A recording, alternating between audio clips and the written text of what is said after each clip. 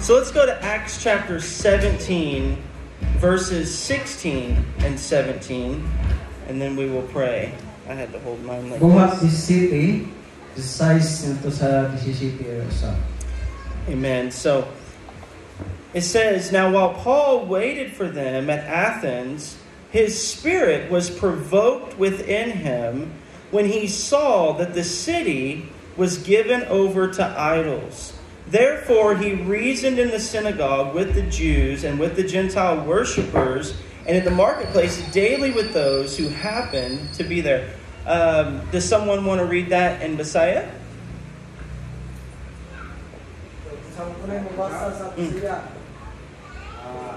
Buhat, Kapitulo 17, versikulo 16, awal sa 17.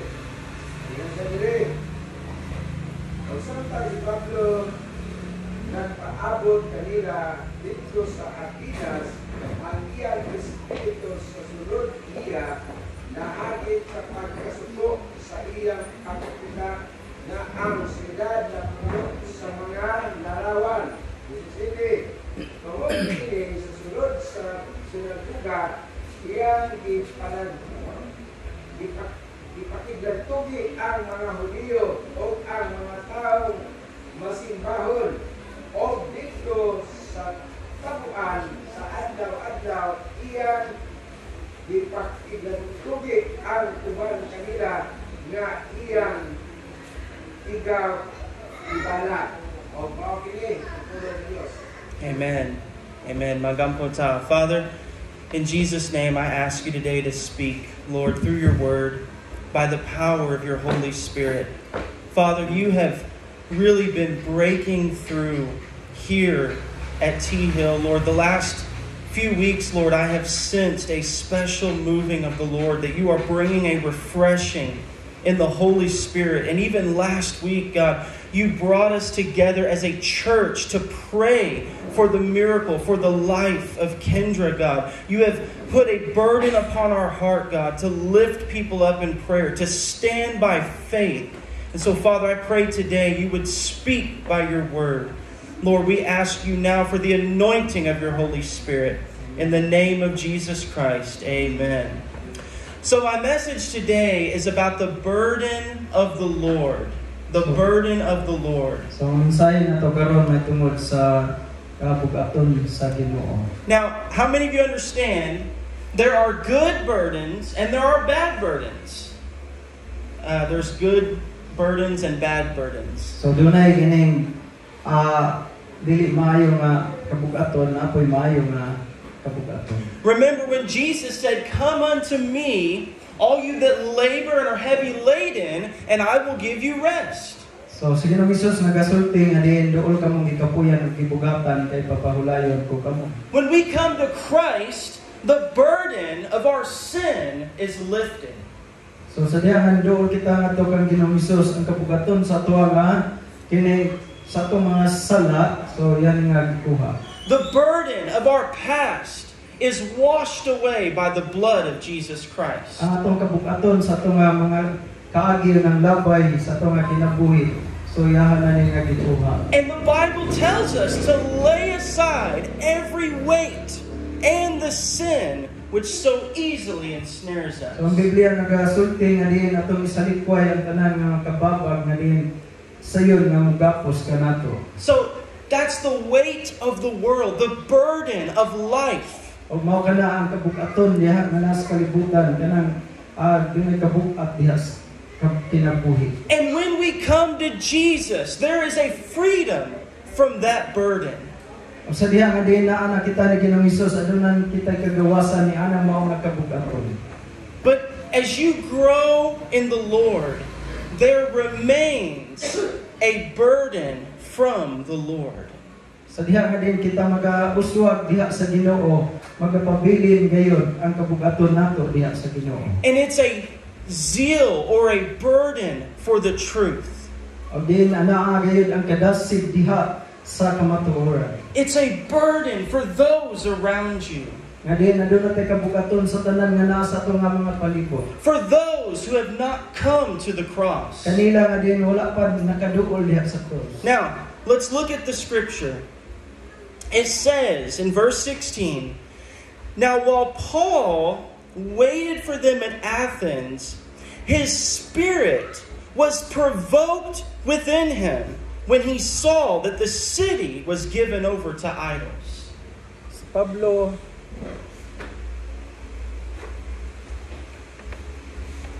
praise. Hallelujah. Praise. Hallelujah. Praise God. Sa versikulo 16, samtang si Pablo nagapaabot kanila dito sa Atenas, ang iyang espiritu sa sulod niya nahagit sa pagkasuko sa iyang pagkakita nga ang syudad na puno sa mga larawan. Now look at that phrase. His spirit was provoked within him. So ato hatanawon diri sa 16 nga iyang espiritu nibati og kasuko.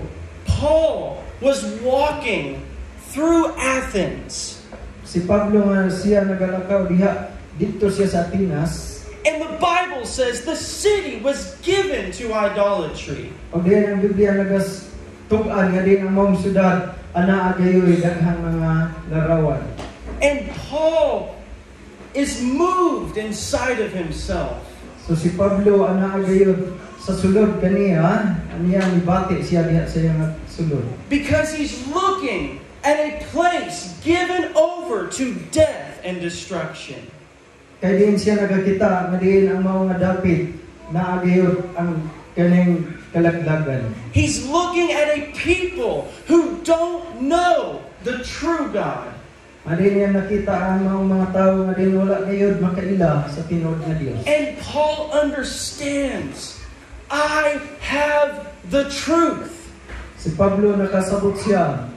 Adin ana gayud siya sa kamatuoran. These people are searching, O kini mga tao nagapangita. and I have found the Son of God. O giniyahan nga kaplagan ang anak sa Dios. See, Jesus said, the one who has been forgiven much loves much.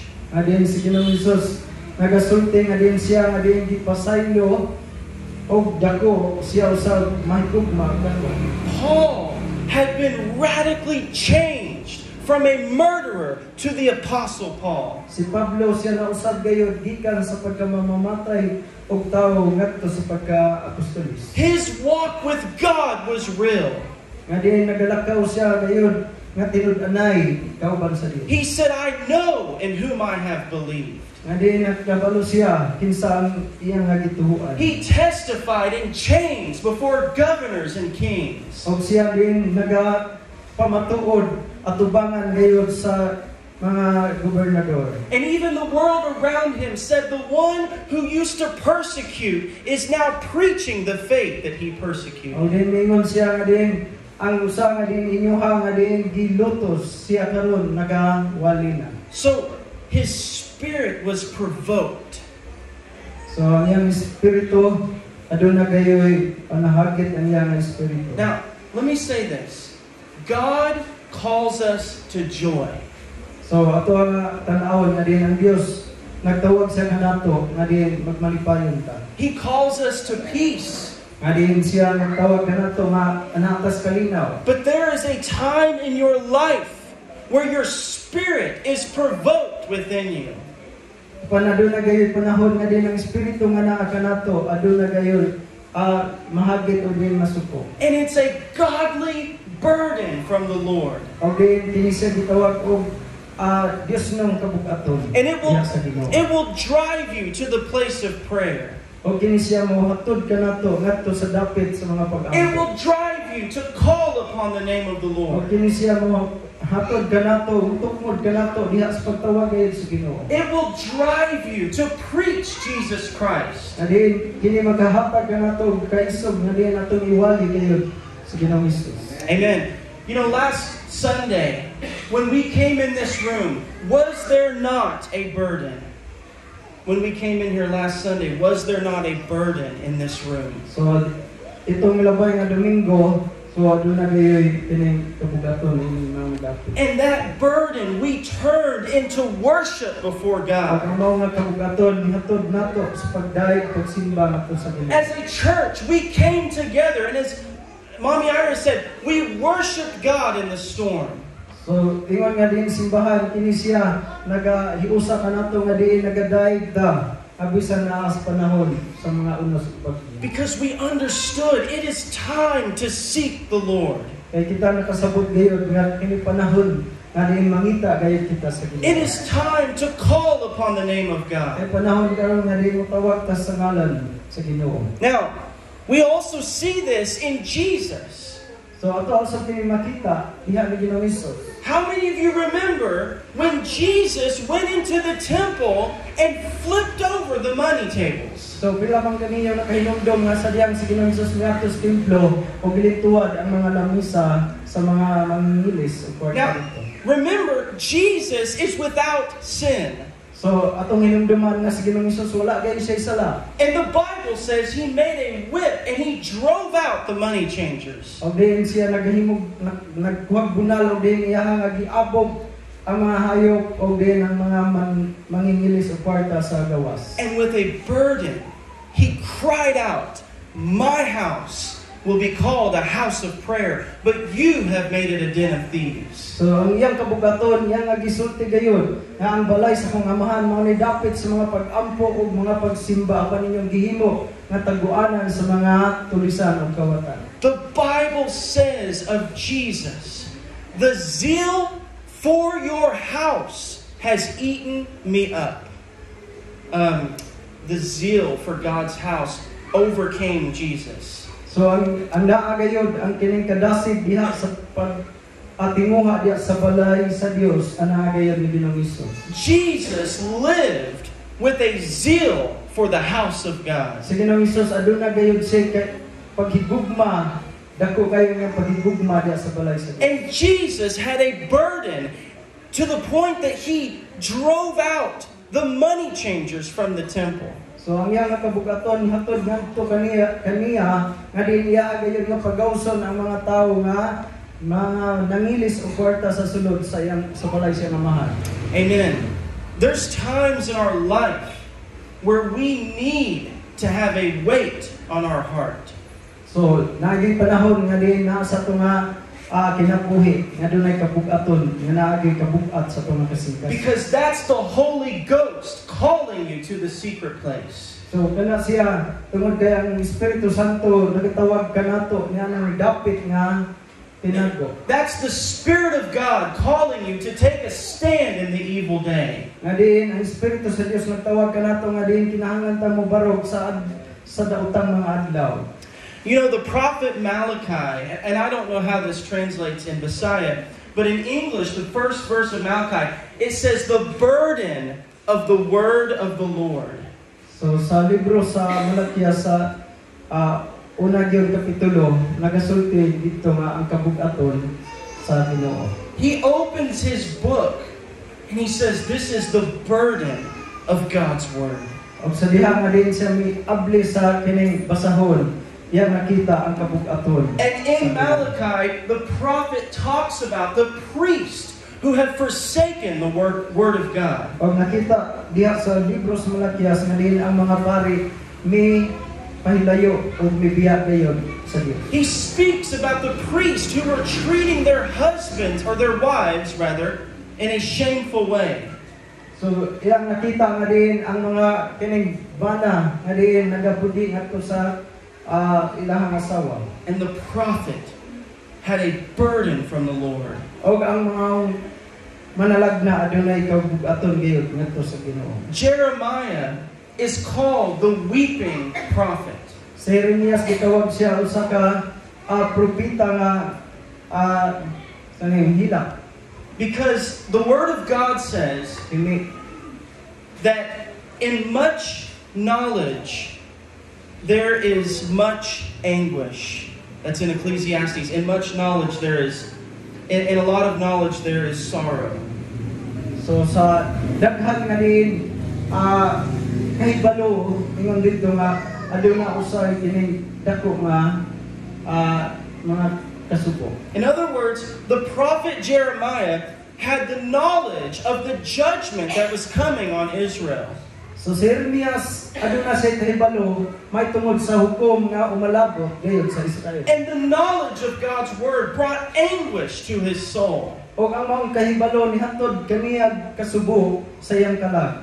And the Bible says he warned Israel that they would go into captivity. Adin ang siya nagapasidaan ngadto sa kaning Israel nga dili sila mapunta ngadto sa kaulitan. He said, "My people have committed two evils. They have forsaken me, the fountain of living water." Adin ang iyang katawhan himo og dawtan og mibiya kaniya nga diin mo tuburan gayud sa kinabuhi. Jeremiah said, "My people have forgotten me days without number." Nga diin ang mao nga katawhan na kalimot mahitungod kaniya sa dili maiyahap nga diin mga adlaw. That's why he was the weeping prophet. Og mao kana siya nga gitawag siya usa ka himi nga kanang propeta nga lagna. He was looking at a nation who had turned their backs on God. Nga diin siya tudlo uling nagapasidaan sa mga nasod aron nga diin sila mabalik ngadto sa Dios. Amen. So there is a time for us to receive the heaviness of the Lord and allow that to drive us to the place of prayer. So, dunay di panahon nga din atong dawaton ang mga kabugaton ngadto diha sa Ginoo aron nga din kini siya matod kanato diha sa dapit sa mga pagampo. Amen. Let's go to Zephaniah chapter 1. This is an Old Testament book that's very small, might be hard to find. Zephaniah, not Zechariah, but Zephaniah. Sophonias chapter 1. Sophonias. And that's before Haggai and after Habakkuk. So if you have trouble finding it. So, wala pa ihap ako. So, Zephaniah. So Zephaniah chapter 1 verse 12. Verse 12. Sophonias kapitulo 1:12. And while everyone's finding it, I'll read the English and then you can read the Messiah. And it shall come to pass at that time that I will search Jerusalem with lamps and punish the men who are settled in complacency, who say in their heart, the Lord will do no good, nor will he do evil. Sa versikulo 12. Ug mahitabo niadtong panahona nga pagasusihon ko ang Jerusalem uban ang mga lamparahan o pagasilutan ko ang mga tawo nga minglugdang diha sa ilang linugdang sa bino nga mingingon diha sa ilang kasing-kasing si Yuba dili magbuhat og maayo ni magbuhat siya o dautan. Now, God says, I'm going to search Jerusalem with lamps. At the beginning of verse 12, he says, I will search Jerusalem with lamps. So, siya nga iya nga susihon ang Jerusalem uban ang mga lamparahan. Now, I believe this is also a picture of God searching the heart of His people. So ako nagatuo nga din kini siya nagasusi sa kasing-kasing sa mga tao. Because a lamp is the light, and the Bible says, your word is a lamp unto my feet. So ang Biblia nagasulti nga din ang pulong mao ang lamparahan sa atong mga tiil. And God says, I will punish the men who are settled in complacency. Nagingon siya, pagasilutan ko ang mga tao nga minglugdang diha sa ilang linugdang. It says that they don't believe God can do good, and they don't believe God can do evil. So dili sila nagaingon sila nga ang Dios dili mohimog maayo, dili pod sila mohimog dautan. They are settled in complacency. So dili siya gitawag nga din mga linugdang sama sa bino. They don't believe in God's judgment, and they also don't believe in God's power. So di wala sila mutuo may tungod sa paghukom sa Dios, wa pud sila mutuo sa gahom sa Dios. See, that's where a true burden comes from. When you understand there will be a day of judgment. Nga din, kung imong tanawon, aduna gayoy adlaw sa paghukom. And then you also understand that God has given us the power to be a witness to the world. O ang Dios naghatag usab kanato og gahom aron na mosaksi ta sa kalibutan. So there's a fear of the Lord upon my heart for those who don't know God. So aduna gayoy kining ang kahadlukan ang Dios alang kanila nga diin wala gayud mahibalo ato sa Dios. But there's also a zeal to step out in faith because we believe that God has the power to save and deliver. Kinahanglan gayud kita nga diin magmadasigon nga diin mutuo ta aron maluwas ang mga dili magtotoo. Amen. Remember when Jesus talked about those who were neither cold nor were they hot, but they were lukewarm. So ningon si Ginoong Hesus nga diin ingon siya nga diin dili ilang kay bugnaw-bugnaw ta, ug dili pud ta init-init, may paybugnaw na lang or init. See, that's the tragedy in the church today. Is a lukewarm church that has a form of godliness but denies the power of God. So mao kini gitawag nga diin trahedya sa mga kasimbahanan karon nga diin adunay makita nimo nga ana ay purmas pagka-Diosnon pero nagalimod diay sa gahom niini. And all over the world, you have Christians who are losing that first love and that fire for the Lord. So sa tibuok kalibutan daghang mga Kristohanon adin nawad-an nawala ang unang gugma ug ang kalayo diha sa Dios. There are people all around them on the road to destruction, and yet they are settled in complacency. Nga din dunay mga daghang mga katawhan nga din sila nagapaingon gayud ngadto sa kalaglagan. So God wants us to have a heart that is set upon eternity, that has a burden from the Lord. Alin gusto sa Dios nga diin atong kasing-kasing ato gayud nga diin mapahiluna diha kaniya sa walay katapusan nga dunay tay kabug-aton diha sa Ginoo. Remember whenever David went to fight Goliath. Katong hinumduman si David sa diyang nakigatubang siya nakig-away kang Goliath katong gigante. Now, I don't know if you understand or know this, David did not go there knowing he was going to fight Goliath. So, si David, wala siya nga adto dito, nga din, wala siya kay paludaan, nga din, sa iyang pag-adto dito, makig-away din siya ni Goliath. He was a young shepherd boy. He wasn't even part of the battle. So, siya sa kabatanon nga magbalantay sa karnero, wala pa gyud siya, nga din, wala siya apil diha sa pagpakigubat. He simply was bringing food to his brothers and checking out the battle. So, siya, igo lamang tighatod og kining balon pagkaon sa iyang mga igsoon itong mga magulang ng mga sundalo. And David shows up and he's shocked. The whole army is being intimidated by this one giant. So siya nakugang nga diyan nakita ang tanan ng mga kasundaluhan nangahadlok tungod lang sa usa ka tawo nga si Goliath. And David looks at a whole army of God's people who are standing on the sidelines doing nothing. So nakita ni David ang mga kasundaluhan nga diha sa pikas bahin nga walang gibuhat. And he makes a decision. Even if they won't fight, I will fight. Og siya himo gayud sa paghukom nga kung dili man sila makig-away, ako ang makig-away. If they will not stand, I will stand. Og di sila mubarog batok nga nang mga higante, ako ang mubarog matubang. Even his brothers, they said, you are trouble in your heart. You're not. They accused him of having a bad motive.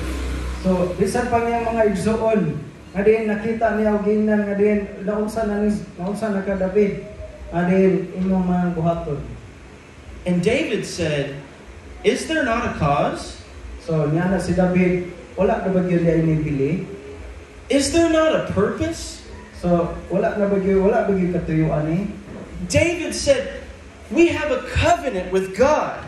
Si David nagasulti nga aduna ko'y kasabutan talit sa Dios. Who is this giant that he is defying the army of the living God? So ingon si David, kinsa man ang Goliath nga diin bugal sa mga kasundaluhan sa Dios. That's the power of a godly burden. Og mao kana ang gahom sa Dios nga kabug-aton. When a whole nation bows before the giant, one godly man can change everything. Nga diin ang tanan, nga diin tibuok nasod, nga diin sila ning yukbo niya itong mao nga ining Goliath apan tungod ni David sa usa ka tawo nakapausap sa tanan. Amen. So David said there is a cause. So si David ningon siya, aduna kini dakong dili. I'm not fighting just to fight. So ningon siya nga dili ko makig-away asa ako rang kaugalingon. I'm not doing this for fun. Dili na ako nibuhaton para lang mga kining malingaw mo. I'm doing it because it's the will of God and there's eternal impact. O ako na nga pagkabuhaton diha sa kabubukon sa Dios tungod akong nakita nga diin kini doon na gayon maayo nga diin resulta. When I look around today and I see a whole generation of youth who are being seduced by the world, I ask myself, is there not a cause? Nga diin kung imo nga tan-awon karon daghan gayo nga mga kabatan-unan diri sa kalibutan sa nasod. When I see the world pushing homosexuality, pushing adultery and fornication, I say to myself, is there not a cause? So wa gid kani bili kani nga mga butanga nga imong makita adunay kining mga pagpakighilawas babae sa babae o lalaki sa lalaki. When I see churches falling away from the truth, I say, is there not a cause? Sa diha din makita nako ang usa ka simbahan nga din mahilayo gayon diha sa presensya sa Dios. Ako magaingon nga kini wa gyud kapuslanan. The Bible says in the last days perilous times will come, dangerous times will come.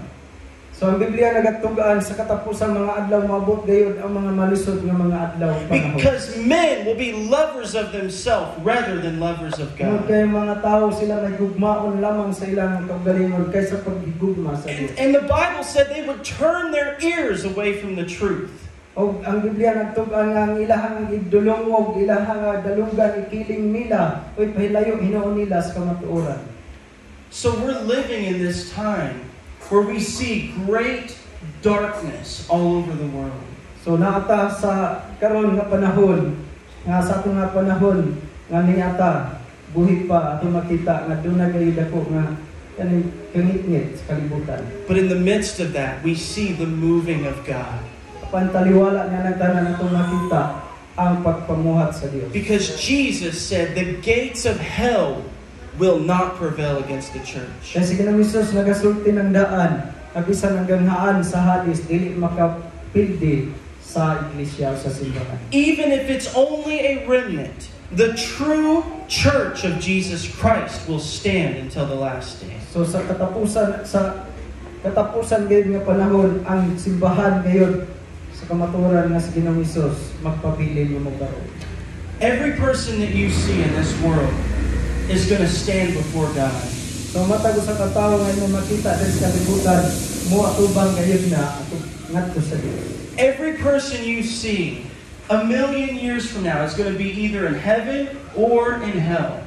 So ang matag sa katawo nga imong makita gikan karon maabot man og 1 million. So imong makaplagan na din sa langit man siya o sa impierno ba. Every person you see is only one breath from eternity. So ang matag sa katawo nga din imong makaplagan makit-an nga din sa panahon usa lang ka pagginahawaan na. So either sa tuwan na siya impierno o sa langit. And yet we have the gospel of Jesus Christ. So doon na yata yung maayong balita na maugay sa Ginoong Hesus. We have the word of truth that can save a sinner from death. So doon na kamatuoran, atay kamatuoran, atong nahibawan nga din makaluwas unya sa mga dili magtotoo. And yet, makastala. we don't pray. Many people don't pray. So daghang mga tao dili mo himo pag-ampo. Many people don't share the gospel. Daghang mga tao dili mo paambit sa mayong balita. Many people have no burden for the lost. Daghang mga tao wala kabug-aton sa mga nangawala. But God calls every Christian to be the light of the world. Apan ang Dios nagatawag sa tanang mga Kristohanon aron mahimong kahayag sa kalibutan. Preaching is not just for the pastor. Witnessing is for every believer. So ang pagwali dili lamang gani sa pastor, apan ang saksi, pagsangyaw para gayud na sa tanang magtotoo. Amen. So I believe God is calling us to have a true burden from the Lord. So ang nagatuo nga din ang Dios nagatawag gayud kanato sa tinud-anay nga din kabug-aton diha sa Ginoo. Now, what is this burden? Because again, I'm not talking about walking around with your head down. Remember, as Christians, we have the joy of the Lord. I'm not talking about walking around sad all the time. That's not at all what I'm saying. So dili na may ang gipasabot kana nga din lakaw lang. Amen? Has nothing to do with that. The burden is the love of God inside of you, driving you to pray, to seek the Lord, and to witness to those around you. So ang kabugaton di ay diha sa Dios, pagigugma ngadto kaniya, pag-ampo, pagsangyaw ngadto sa mga makasala. The burden of God is Jacob wrestling with God and saying, I will not let you go until you bless me. So ang kabugaton diha nga naa gayud sa Ginoo, sama ni Jacob nga nakiglayog siya sa Dios. Nga ingon siya, di ko mamuhi hangtod nga di ko nimo panalangin. The burden of the Lord is Jesus in the Garden of Gethsemane, sweating great drops of blood. So ang kabugaton diha sa Ginoo, sama kang Ginoong Hesus nga dito imong makita sa tanaman sa Eden, nga diin siya tanaman sa Getsemani, nga diin siya gikan sa iyang lawas ng tulo ang mga dugo. We see the man, Jesus Christ, in the hour of his crucifixion, saying, Father, if it's possible, let this cup pass from me. So sa hapit na gyud siya igalansang, hapit na siya kinipantuson, niingon siya kung mahimo isaylo kining kupa. Kapana yung kabugot on may matuman. But he said, nevertheless, not my will, but yours be done. Jesus submitted to the will of the Father. So si Ginoong Hesus siya nagpailalom gayud sa kabubuton sa iyang amahan. Imagine that. The weight of his heart was so heavy, he was sweating drops of blood. So kung imong pamalandungan ang naagayod sa kabugat siyang kasing-kasing, labihan siguro kabugat ni gawas ang singot o dugo gayud nga naa siyang lawas. Amen. So Jesus again is our example, and we see the joy of the Lord, the mercy of the Lord, but we also see the zeal of Christ and the burden of Christ. So itong makita diha nga din ang kalipay yes Ginoo ug diha ato sa nakita ang iyang kadasig ug iyang kabugat gayud diha kabuaton diha sa Ginoo. We see Jesus speaking tenderly and softly, and then we see him speaking boldly and unapologetically. Ngayon, imo makita nga si Ginoong Hesus musulti siya nga malumo ug naapoy musulti siya nga aduna kay kaisog. Kunya sa wala kay paghatag o apologize. Amen. And Jesus told us to occupy or to stand until he comes. So si Ginoong Hesus ingon siya nga din magpabilin gayud kita diha kaniya hangtod sa iyang pag-anhi. Amen. So the burden of the Lord. And again, Paul, he goes through and he sees these idols, and his spirit was provoked. He couldn't hide the burden, but it says he began to reason. The burden drove him to preach the gospel. So si Pablo sa diha nga tungod siya nakita, so kini siya nakapahagit sa iyang kasing-kasing ug mihatod kaniya nga din siya muwali gayud sa maayong balita. Amen. Amen. Let's go to James, the book of James. Santiago.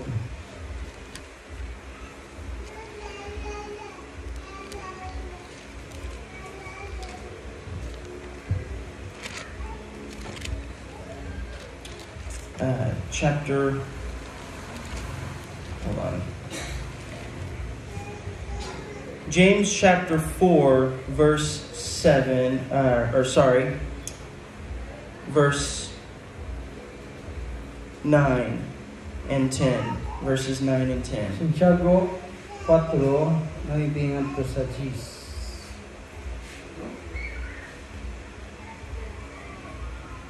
If somebody wants to read. So, kinsahin mo basa? Santiago, Kapitulo 4, versikulo 9 sa 10. Yan sabi, "Nagkaroon o managkalitan o managbilak ang inyong katawa, inuang pagbangutan o ang inyong kalipay, inuang nagsulok ang mawalik kasilo. Yes, kahilubos ninyo ang inyong kaugalingon sa tubangan sa Diyos o siya magatuboy kayo." Amen. Amen. Now, here he's talking about people turning from their sin. So, kini siya nagapasabot nga din ang mga katawan nga mutalikod silang sala. But I want you to see, though, that there is a time to weep and mourn. There is a time for your heart to be burdened. So, doon naging panahon nga din ang atong nga kasing-kasing anaa sa kabugaton. Kung naay panahon sa paghila. And it says, when you humble yourself in the sight of the Lord, He will lift you up. Umingon siya, kung inyong ipahibos ang inyong kaugalingon sa tubangan sa Dios, siya magatuboy kaninyo. Now, let's go to Nehemiah chapter 1.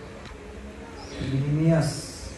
So I want to show you this specifically because there's times where the burden is so heavy, you can't hide it, even if you try. And that's a good sign that it's time to pray. It's time to seek the Lord. So nakit ang kabukaton sa ato nga kasing-kasing dili gyud mataggo. Muna nga panahon na ariin mo ampo ta. Madawal sa Ginoo. Amen. So let's go to Nehemiah chapter 1, verses 3 and 4. We'll start there. Verses 3 and 4. Sugod sa 3 nga 4, og sila mingingon kanako ang salin nga nang hibilin gikan sa pagkapininhag dito sa lalawigan anaa sa dakong kasakitan og sa pagkatalamayon. Ang kuta sa Jerusalem usab nagun-og og ang mga ganghaan niini nangasunog sa kalayo. 4.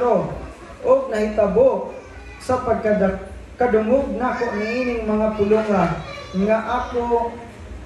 nga ako nilingkod og nihilak og nagbalata sulod sa pipila ka adlaw og ako nagpuasa og nagampo sa tubangan sa Dios sa langit. So the wall of Jerusalem was broken down. So kini siya imo makita nagsulti nga din ang pader o ang pader sa Jerusalem na hukno. And the wall was what protected them from the attack of the enemy. O ang maong pader usa ni siya sa kining panalipod nila nga din kung atakiyon sila silang kaaway. And Nehemiah, when he hears about this, it says he weeps, he mourns, and he begins to fast and pray. Og sa diha nga si Nehemias nakadungog niini siya mihilak og nagsubo og mihatod kaniya sa pagpuasa ug pagampo. So there's this crying out to God in the midst of a tragedy. So mitawag siya ngadto sa Dios taliwala sa mga trahedya. But here's what I want you to see. Go to chapter 2, verses 1 and 2. Verses 1 and 2. So Nehemias kapitulo 2 uno ngadto sa Og nahitabo sa bulan sa Nisan, sa ika-kaluhaan katuig ni Artajerses nga hari, sa diha nga ang bino diha sa iyang atubangan, akong gikuha ang bino o gihatag kini sa hari.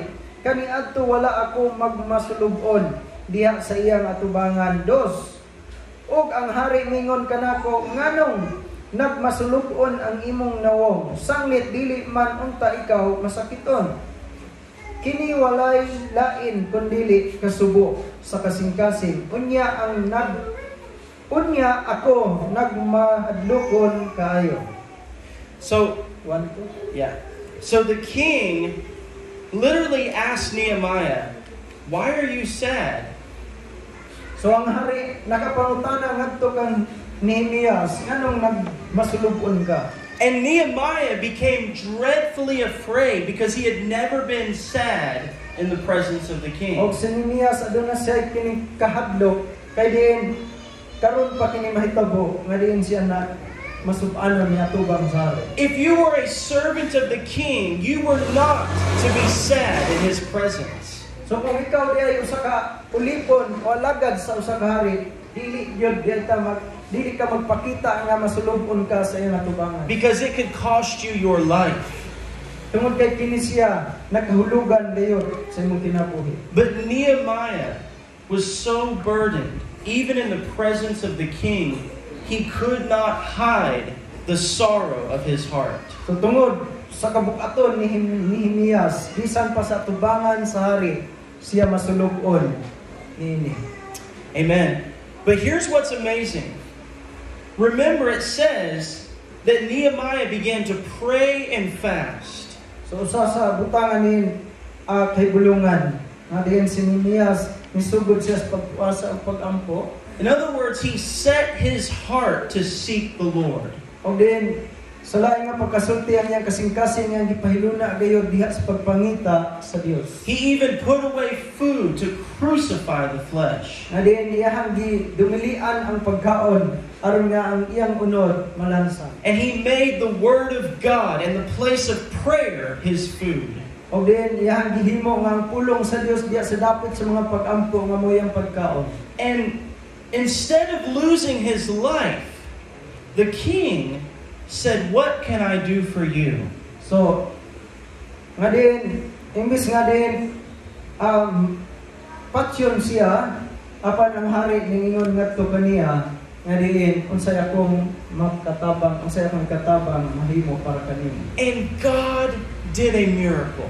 O ang Dios nagahimo og kahibulungan o milagro. God moved the heart of the king and they allowed them to start rebuilding the wall of O Jerusalem. din ang Dios nagapamuhat sa kasing-kasing sa usa ka hari o din mitugot kaniya nga din iya nga tukuron pag-usab ang nahukno nga pader sa Jerusalem. And all of that came because one man had a burden and he set himself to seek O the katong Lord. tanan na hitabo kay nabuhat tungod sa usa ka tawo nga aduna gayoy tabok ato. Now, there's many more examples we could look at, but just a couple more minutes. I want to talk to you about fasting and prayer. So daghan pa nga din mahimo ikahatag nga din matan-aw na itong hulagway, pero ako magasulti kaninyo may tungod sa pagpuasa. There's times in your life where not only is it time to pray, but it's time to pray and fast. So diha sa itong kinabuhi, dili lamang diay nga din mahimo tag mga pagampo. You Kung will, dili mahimo kuta diha diay sa pagpuasa unya pag nag-ampo. you will find fasting all throughout the Old and the New Testament. So kita makakapla gayud og pagpuasa mabasa nimo nasa daang tugon og napo sa bag-ong tugon. In fact, Jesus began his ministry with a 40-day fast. So si Ginoong Hesus ang kamatuoran imo makaplagan nga din si Ginoong Hesus sa diha nga din siya wa pa musugod sa kanyang pagministeryo, nagapuasa siya sulod sa 40 ka adlaw 40 ka gabi. And Jesus said that when the bridegroom leaves, then they will fast in those days. So yun siya nga, O sa diha nga din ang pangasawunon din wala na, so nan siya nga magpuasa ka. And Jesus said, when you fast, He didn't say if you fast. He said when you fast. Don't be like the hypocrites who like to look sad so everybody knows they're fasting. But He said, wash your face and don't even appear to be fasting. So sa Ginoong Hesus mingon nga di wala sa mingon kung magpuasa ka, magpuasa mo, dili min siya sa dihang magpuasa ka mo, in siya nga pangilampos pud mo aron di makita na yung muta. And the Bible says in the book of Acts, when they prayed and they fasted, they sent out more disciples. Nga din sa diha sa libro sa mga buhat, sa diha nga din nagpuasa sila o gipadala ang iyang mga tinun-an. Amen.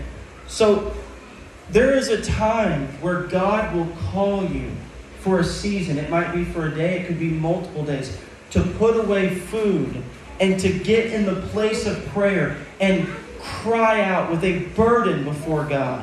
So aduna gay panahon nga din ang Dios tawag kanato nga di ato nga dumilian, madumili tas pagkaon unya moadto ta sa pagpuasa ug pag-ampo. See, even as Christians, we still fight the flesh.